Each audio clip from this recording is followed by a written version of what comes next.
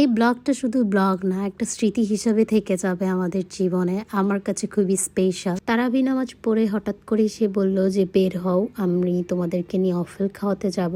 আমি প্রথম না করেছি, কিন্তু আমার কথা কি আর সে শুনে মেয়েকে নিয়ে নাকি তার বাইক রাইড দিতে ইচ্ছা করেছে। তো চলুন দেখে আসি আজকের ব্লগ। আর কে কোথা থেকে ব্লগটা দেখছেন কমেন্ট করবেন। আসসালামু আলাইকুম সবাইকে। আমি অনেক ভালো আছি, আপনারা কি ভালো আছেন? সবাইকে রমাদান মোবারক। আমি সকাল সকাল উঠে যতই রোজা রাখি, যতই যা করি, মেয়ের জন্য কিন্তু খাবার বানাতেই হবে। বিকজ অফ সে তো আর রোজা রাখে না, ছোট মানুষ, আর মায়েদের জীবন এমনই হয়। আগে আমি আমার মাকে বলতাম, আচ্ছা আম্মু এত কিসের কষ্ট, এত কিসের টায়ার্ডনেস, এত হালকা রান্না ভাড়া। বাট এখন বুঝি রোজা রেখে রান্না বান্না করতে কত কষ্ট। শুধু রান্না বান্না না, ঘরের সমস্ত কাজ। আর আজকে আপনাদের ভাইয়া বাসায়, মানে তার হচ্ছে আজকে তাড়াতাড়ি অফিস ছুটি হয়ে গিয়েছে। সো সে হচ্ছে আজকে আমাদের সাথে ইফতার করবে। তো ইফতারে তার পছন্দের আইটেম রান্না করছি, গরুর মাংস আর হচ্ছে খিচুড়ি। সে খিচুড়ি আর গরুর মাংস খুবই পছন্দ করে। তো আমাকে দ্বিতীয় রোজেই বলেছিল একটু হচ্ছে খিচুড়ি রান্না করা। আমি বললাম আজকে তো তোমার অফিস আছে, অফিসে মানে কিভাবে হচ্ছে তুমি এত ভারী ফুড খাবা, দরকার নেই। যেদিন তোমার অফ ডে থাকবে সেদিন আমি মজা করে রান্না করব, পেট ভরে মনের তৃপ্তি নিয়ে খেও। এজন্য আজকে হচ্ছে সে বাসায় ইফতার করবে আর বাসায় থাকবে।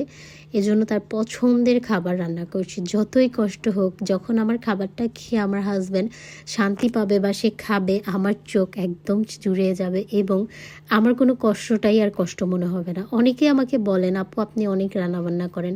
আসলে আমার হাজব্যান্ড খেতে পছন্দ করে, ওর কথা খাবো অল্প, বাট টেবিল ভরা খাবার থাকবে। থাকে না যে টেবিলে সুন্দর করে সাজিয়ে খাবার রাখবো, প্রত্যেকটা আইটেম থেকে একটু একটু খাবো। তো ও হচ্ছে এরকম টাইপের। আর আমিও না, একদম পুরো টেবিল ভরা খাবার থাকবে, এটা দেখতেও শান্তি লাগে, মানে নিজের কাছেও অন্যরকম লাগে যে না।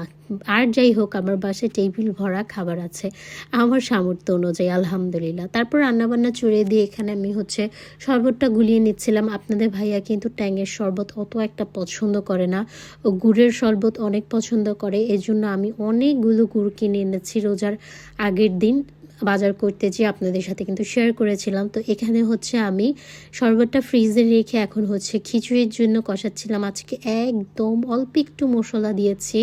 মশলা বলতে শুধু হলুদ আর হচ্ছে লবণ আর হচ্ছে ওটা কি বলে, আদা রসুন। এছাড়া আর আমি কোনো মশলা দিইনি, কারণ হচ্ছে রোজা রেখে মশলা জাতীয় কোনো ফুড না খাওয়াই ভালো, এই জন্য আমি হচ্ছে দিইনি।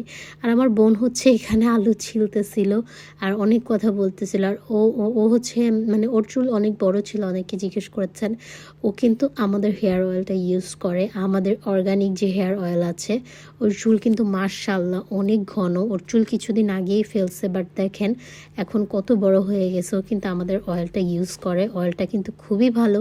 এবং ইয়াসাও কিন্তু আমাদের অয়েলটা ইউজ করে। অনেকে আমাকে জিজ্ঞেস করেছিল ওর চুল ছোট কেন। ওর হচ্ছে উপনের জন্য চুল ফেলে দেয়, তারপর হচ্ছে আমার মামি আমার কাছ থেকে একটা তেল নিয়ে ওর চুলে দেয়। সো ওর চুল কিন্তু এখন অনেক ঘন এবং বড় হয়েছে আর উকুনও চলে গিয়েছে। সো এখানে হচ্ছে রান্না বান্না শেষ করে আসরের নামাজ পড়ে আমি আমার মেয়েকে হচ্ছে এখানে খাওয়াচ্ছিলাম। সে হচ্ছে গোসল করেছে, আর গোসল করার পর এটা যেটা হলো, সে হচ্ছে ওয়াশরুমে যাবে হিসি করতে। তো ওইখানে হচ্ছে ওর খালামণি ওকে নিয়ে যাচ্ছিল, আর সে নাকি আজকে একা একাই হাত দিয়ে খাবে। আর এখানে আমি পার্সেল করতেছিলাম। আসলে দিনে দুইবার পার্সেল করতে হয়, একবার দুপুরে একবার হচ্ছে রাতে। সো এই প্যারাটা অনেক বেশি, আলহামদুলিল্লাহ। এটা প্যারা বলবো না, এটা আমার জন্য রহমত আল্লাহর তরফ থেকে। সো সবাই আমার জন্য দোয়া করবেন, আমার এই ছোট বিজনেসটা নিয়ে আমি যেন অনেক দূর যেতে পারি। আমার ইচ্ছা ছিল, আমি যদি মানে আমার ইচ্ছা অন্যরকম, আমার যদি ওরকম কোনো ইচ্ছা থাকতো, আমি হচ্ছে অনেক বড় একটা শোরুম দিতাম যেখানে ড্রেস এবং আমার স্কিন কেয়ারের বিজনেস আমি করতে পারবো। বাট ট্রাস্ট মি, আমার ওরকম কোনো ইচ্ছা নাই, কারণ হচ্ছে আমার ইচ্ছা অন্যরকম। ইনশাল্লাহ দোয়া করবেন আমার সেই ইচ্ছাটাও যেন আল্লাহ পূরণ করে। থাকে না, প্রতিটা মানুষেরই তো ইচ্ছা অন্যরকম থাকে। সো আমার জন্য সবাই দোয়া করবেন। তো এখানে ইফতারের সময় হয়ে গিয়েছে। আমার হাজব্যান্ড আমার শাশুড়িকে ফোন দিয়েছে, ফোনে কথা বলতেছে। আমরা প্রতিদিনই যখন ইফতার করি, আমার হাজব্যান্ড বাসায় না থাকলেও আমার শ্বশুর আমার দেবরের সাথে হচ্ছে ভিডিও কলে আমরা ইফতার করি। অনেক সময় আমার শাশুড়িও ভিডিও কলে থাকে। তো আজকে হচ্ছে ভিডিও কলে না, আজকে অডিও কলেই কথা বলছিলাম আমরা। আজকের শরবতটা এত মজা হয়েছিল।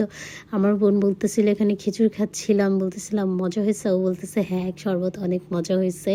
আর এখানে আজকে যেহেতু আমরা একটু ভারী আইটেম নিয়েছি, এই জন্য অন্য কোনো খাবার নিইনি, শুধু তরমুজ আর খেজুর নিয়েছিলাম আমরা, আর হচ্ছে শরবত ছিল। তারপর হচ্ছে আমি অনেক লম্বা একটা ঘুম দিয়েছি। এখন বাজে 10:30। আমার শাশুড়িরা ওই যে আজকে হচ্ছে সন্ধ্যায় কথা হয়নি, এই জন্য রাতে হচ্ছে ভিডিও কল আমরা কথা বলছিলাম গ্রুপ কলে। এক কলে আমার শাশুড়ি, একটা আমার দেবর। সো এখানে আমরা বাসার নিচে নেমে গিয়েছি, ইয়াসার বাবা এসে আমাদেরকে নিয়ে গিয়েছে। সো আজকের দিনটা খুবই খুবই স্পেশালি। ইয়াসা ফার্স্ট তার বাবার বাইকে উঠেছে, মাশাল্লাহ। আমার কাছে এই জিনিসটা খুবই আনন্দ লাগছিল।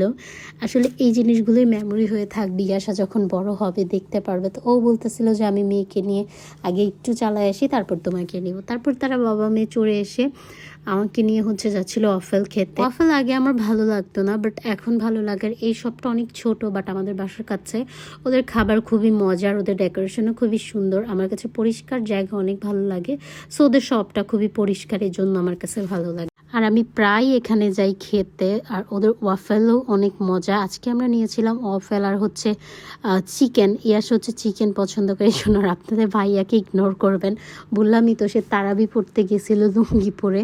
আর আমিও কিন্তু বাসার জামা পরে আসছি, আর এটা একদম আমাদের বাসার নিচেই। সো বাইক দিয়ে ঘুরে এসে আমরা হচ্ছে একটু চিকেন নিলাম আর একটা ওয়াফেল নিলাম। আর আমার মেয়ে এখানে অধীর আগ্রহে বসেছিল কখন তার ওয়াফেল আসবে। ও কিন্তু ওয়াফেল খুবই পছন্দ করে, ওর খুবই ফেভারিট ওয়াফেল। সো সে অপেক্ষা করছিল তার ওয়াফেলটা কখন আসবে। আমার আগে ভালো লাগতো না, এখন ভালো লাগে। ওয়াফেলের আগে হচ্ছে আমাদেরকে চিকেন দিয়ে দেয়। সো ইয়াসা হচ্ছে চিকেন খুবই লাইক করে, চিকেন থাকলে ওর কোনো কিছুর প্রয়োজন হয় না। সো হচ্ছে চিকেনটা খুব মজা করে খাচ্ছিল। আর কথা বলতে বলতে এখানে ওয়াফেলও চলে আসছে। আর ইয়াসা তো ওয়াফেল দেখে চিকেন আর খাবেই না, বলতেছিল মা এটা কি, উপরে বিস্কিটটা না। সে আইসক্রিম এত পছন্দ করে, কিন্তু সে ভাবতেছিল এটা হয়তো বা গরমের জন্য খেতে চাচ্ছিল না।